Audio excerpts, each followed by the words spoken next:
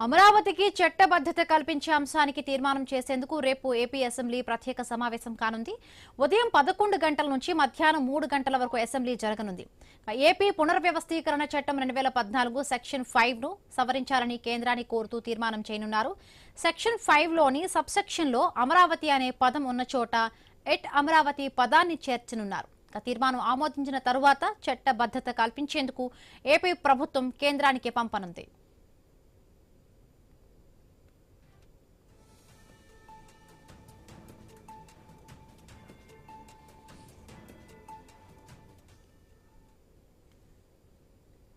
అమరావతి నిర్మాణ పనులను సాకుగా చూపి ఏటీఎంగా వాడుకునేందుకు టీడీపీ ప్రయత్నిస్తోందని వైసీపీ ఎమ్మెల్సీ మొండితోక అరుణ్ అన్నారు. అమరావతికి వైసీపీ వ్యతిరేకమని ఏనాడు చెప్పలేదని, విజయవాడ గుంటూరు మధ్య రాజధాని ఉంటే బాగుంటుందనే అభిప్రాయం గతంలోనే వ్యక్తం చేశామని ఆయన పేర్కొన్నారు.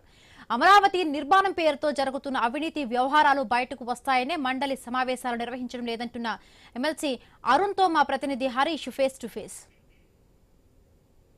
అమరావతి రాజధాని చట్టబద్ధతకు సంబంధించినటువంటి అంశానికి సంబంధించి అసెంబ్లీ సమావేశాలు జరుగుతున్నటువంటి నేపథ్యంలో మండలి సమావేశాల నిర్వహణకు సంబంధించి ప్రభుత్వం వెనకడుగు వేస్తుందనేటువంటి ఒక అభిప్రాయం వైఎస్ఆర్ కాంగ్రెస్ పార్టీ నుంచి వ్యక్తమవుతుంది. ఈ నేపథ్యంలో మనతో మాట్లాడేందుకు ఎమ్మెల్సీ మొండితోక అరుణ్ ఉన్నారు. సార్ చెప్పండి, ఎలా చూడాలి మండలి సమావేశాలు నిర్వహించకుండా అసెంబ్లీ సమావేశాలకి పరిమితం కావడం పట్ల మీ పార్టీ స్టాండ్ ఉంది, ఏం చెప్పబోతున్నారు? మేము వైఎస్ఆర్ కాంగ్రెస్ పార్టీ అమరావతికి వ్యతిరేకత అని చెప్పి ఎప్పుడు చెప్పలేము. ఒకటి. రెండోది, అమరావతికి చట్టబద్ధత కలిగించే విషయంలో ఈ రాష్ట్ర ప్రభుత్వం కేవలం అసెంబ్లీ పెట్టడం, మండలి ఎందుకు పెట్టలేదు అనేది ఒకసారి రాష్ట్ర ప్రజలందరూ కూడా ఆలోచించాలి. మండల సమావేశాలు ఎందుకు పెట్టలేదు?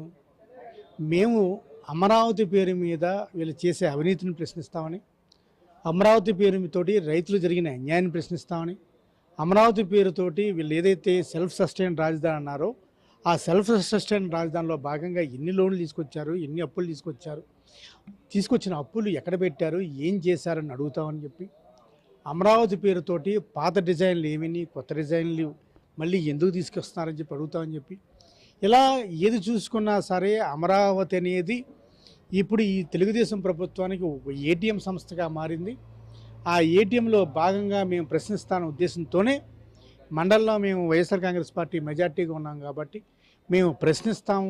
ఈ ప్రశ్నల నుంచి తప్పుకోవాలనే ఉద్దేశంతో కేవలం మండలిని వీళ్ళు పిలవకుండా కేవలం అసెంబ్లీలో మాకు బలం లేదు కాబట్టి అసెంబ్లీలో కేవలం వాళ్ళు తూతూ మంత్రంగా ఒక చట్టబద్ధత అని చెప్పి అని చేయటం కోసం 2014లో వైఎస్ఆర్ కాంగ్రెస్ పార్టీ అమరావతి రాజధానికి సపోర్ట్ చేసింది. ఆ తర్వాత అధికారంలోకి వచ్చిన తర్వాత 3 రాజధానులు అంటూ కూడా కొత్త విధానం తీసుకొచ్చారు. ఆ విధానం తీసుకురావడం కోసం మండలిలో చైర్మన్ మీద కూడా దాడి జరిగింది అనేటువంటి అంశాన్ని కూడా ముఖ్యమంత్రి మంత్రులు ప్రస్తావిస్తున్నారు. దీనికి మీ సమాధానం?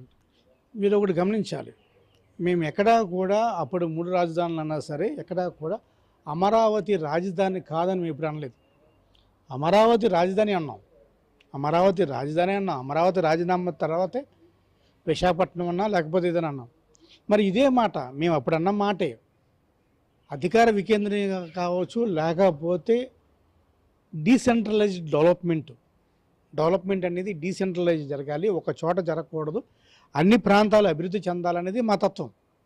ఆ తత్వంలో భాగంగానే అటు విశాఖపట్నం డెవలప్ అవ్వాలి, ఇటు రాయలసీమలోని కర్నూలు డెవలప్ అవ్వాలనుకున్నారు.